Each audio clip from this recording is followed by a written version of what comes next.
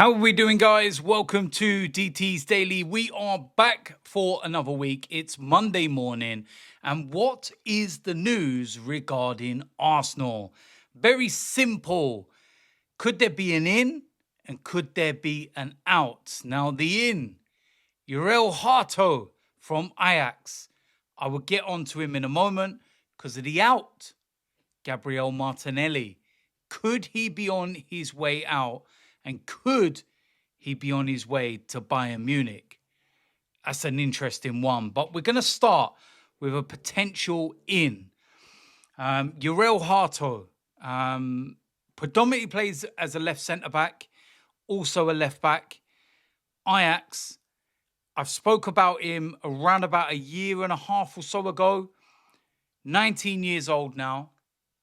Been an ever-present for Ajax since he was about 17 years old.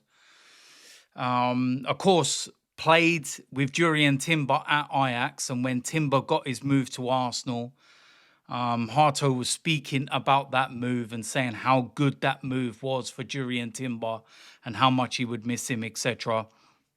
And I wasn't really looking at this position and thinking it's a priority, we need to get something done. But then you have players that could potentially be available and you get that market opportunity, as they say. And for me, he most definitely is one of them. He offers that versatility. I know that we've got Gabriel as the left centre-back, but this would set us up past Gabriel when he moves on and whatever the situation may be. Also, it takes care of that left-back position. Now, I'm looking at Miles Lewis-Skelly and I'm saying he can cement and stay and be our first choice left-back. But if you've got the opportunity for somebody like this to come in and play, rotation with Miles Lewis-Skelly, they can both look to, cement that position. And if it's Hato, then Miles Lewis-Skelly can then move forward into his more natural midfield position. I don't know. It's a nice variation to have. Pull it that way in terms of, the possibilities. Again, I don't think it's a major necessity when it comes to Arsenal at the moment. And I know that people will sit there and say, well, we've still got Zinchenko and we've still got Kiwior and there's also Calafiori. And what I will say is this, is that Zinchenko is very clearly going to be moved on. Tierney has already gone back to Celtic. And with Kiwior, before he came in for the injured Gabriel towards the end of the season, it was very evident that he was looking to be moved on. And he's not the answer. And the thing is with Kiwior, for example, is that he's a left centre-back and that's it. And I know some people will say, well, he's a defender. That's his job. He's got to play his position. But it's very evident in modern football and what Mikel Arteta likes to do is a player have versatility, can play at least two positions and play them comfortably without it looking like they're out of position. Do you know what I mean? When you look at Thomas Partey when he was covering at right back, he looked out of position. I don't care what anybody thinks or says. When he was there, we were weaker and he didn't look as good. That's simple. So, yeah, listen, again, I keep referring to this when I talk about players and potential, players coming in terms of the matches they played and everything.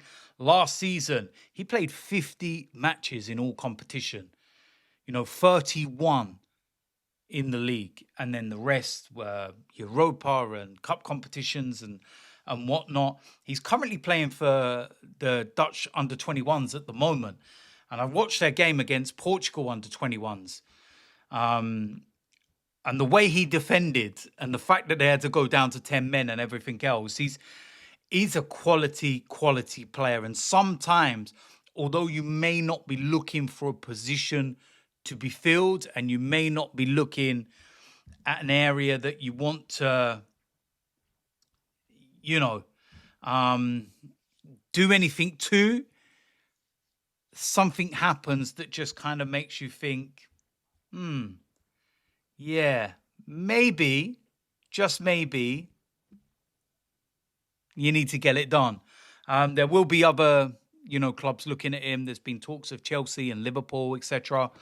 But yeah, if we can get this done, and by all reports and what everyone's saying is that we've offered a 6-year deal.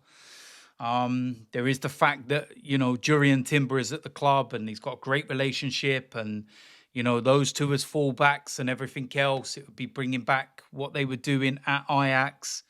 You only have to look at one of Ajax's greatest ever, products of their system and everything else is Dennis Bergkamp, and what he went on to achieve as an Arsenal player. So yeah, it's an interesting one. I would definitely be all for this. And like I said, it wasn't a position that I would actively be looking at, because when you think about left backs and Arsenal, it's like we got 100 of them. But I just think that there's something in this. There could be legs within it. So yeah, I'm all for it, to be quite honest with you. And yeah, I think it's definitely a story you got to keep an eye on. And yeah, we'll wait and see what happens. But Jorrel Hato most definitely could be a potential signing and one to look out for. That's for sure. Next piece of news is a bit of an interesting one, but it came out yesterday, and it was all over German media, is that Bayern Munich are looking to tempt Gabriel Martinelli to the Allianz Arena. And it's an interesting one. Very, very interesting. And what I would say to this is that as an Arsenal fan, Martinelli flatters to deceive a lot. There was a couple of years ago where he had 15 goals, 5 assists, and he had a phenomenal season. And if at that point you would have said, you want to be getting rid of him and everything else, and no chance. But in the last 2 years, he scored less goals in the league than he did in that one season. Something's not been right over the last couple of years. I don't know whether it's a situation to do with the continuation of changing fullbacks, the system, the way that we're doing things, and you can't fault his work rate and what he's being asked to do by Mikel. It's just going forward, and it always feels like he's got his head down and he never looks up. It's an interesting one. 24 years old. My issue would be this. We already need a left-sided winger.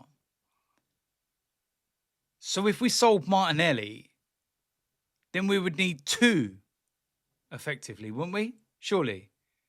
Because in my head, I'm thinking we need a left-sided forward, and Martinelli's still there and stays and fights for his place. There's already talk that, this could potentially mean that Arsenal are going to go in for Rodrigo from Real Madrid. I suppose it comes out at the same time that with Madrid playing in the Club World Cup, that Rodrigo's been put on the bench. So everybody's putting 2 and 2 together and coming up with 5 and saying, well, that must be it. And, Mikel and Alonso have obviously had a conversation and he's willing to let Rodrigo go. So because that's happening, Arsenal are now looking for suitors for Martinelli. And you know what it's like during transfers. It's this big merry-go-round and everything else. But listen, it is what it is. It's an interesting one. I would like to get your thoughts and opinions on that. Would you like to see Martinelli go? Would you be open for him being sold? When you look at the prices that some players are going, he's got to command at least £50 million. At least. I'm not saying that's what he's worth, but I'm saying when you look at the prices that other clubs get for their players in comparison, surely. So an interesting one. And like I said, I would like to get your thoughts and opinions on this. So listen, there we go. That is it for today's DT's Daily. As usual, let me know in the comment section what you think about the two stories that we've spoke about today. Jorrel Hato, Gabriel Martinelli. So yeah, let me know your thoughts and opinions in the comments section. And if you're new around here, make sure you hit the subscribe button, smash a like on this video, and I will see you lot very soon. I'm out of here.